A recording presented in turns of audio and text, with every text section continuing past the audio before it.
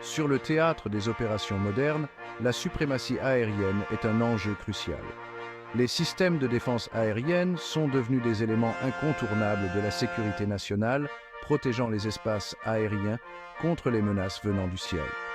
Deux géants dominent ce domaine, le S-400 Triumph russe et le MIM-104 Patriot américain.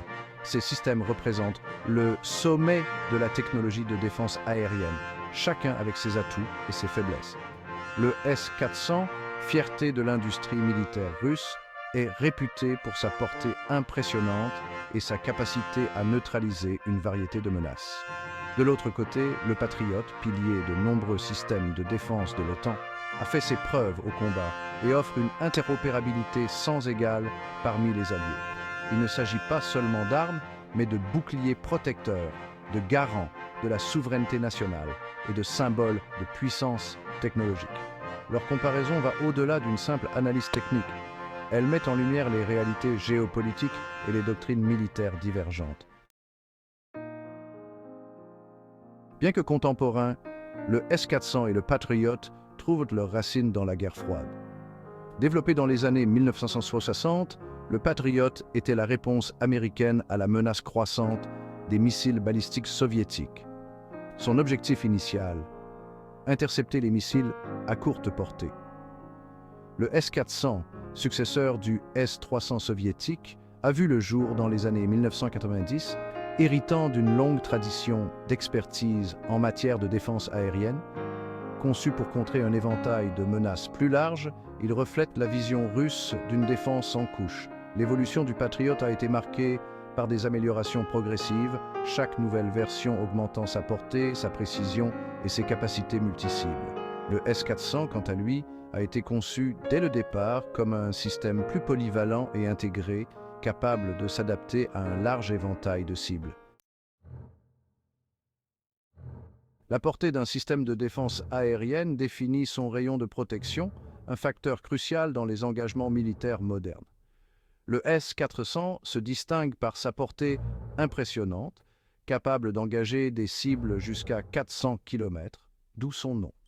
Cette portée étendue lui permet de créer une bulle protectrice massive, couvrant de vastes zones et limitant la liberté de mouvement des forces aériennes ennemies. Le Patriot, bien que respectable, offre une portée plus modeste, variant selon les versions, mais généralement limitée à environ 160 km. Le S-400 est conçu pour intercepter une variété de menaces, allant des avions de chasse et des missiles de croisière aux missiles balistiques tactiques et aux drones. Le Patriot, initialement conçu pour la défense antimissile, a été amélioré pour engager également des avions et des missiles de croisière. La capacité à suivre et à engager plusieurs cibles simultanément est un élément crucial de l'efficacité d'un système de défense aérienne. Le S-400 excelle dans ce domaine, capable de suivre jusqu'à 300 cibles et d'en engager 80 simultanément. Cette capacité de multitâche lui permet de contrer les attaques de saturation, où de multiples menaces aériennes sont lancées simultanément pour submerger les défenses. Le Patriot, bien que capable d'engager plusieurs cibles, a une capacité plus limitée, pouvant suivre jusqu'à 100 cibles et en engager un nombre inférieur en même temps. Cette différence s'explique en partie par les types de missiles utilisés. Le S-400 dispose d'une variété de missiles, chacun optimisé pour différents types de cibles et de distances d'engagement, ce qui lui confère une grande flexibilité tactique. La mobilité d'un système de défense aérienne est essentielle pour répondre rapidement aux menaces changeantes et pour éviter les contre-attaques ennemies. Le S-400, bien que puissant, est relativement moins mobile que le Patriot. Son déploiement nécessite un temps de préparation plus long et une infrastructure plus importante, ce qui peut le rendre vulnérable aux attaques dans un environnement de combat fluide.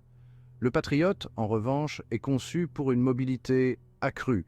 Il peut être déployé et opérationnel en quelques heures, ce qui le rend adapté aux opérations expéditionnaires et à la défense de forces en mouvement. Cette différence de mobilité reflète les doctrines militaires des deux pays.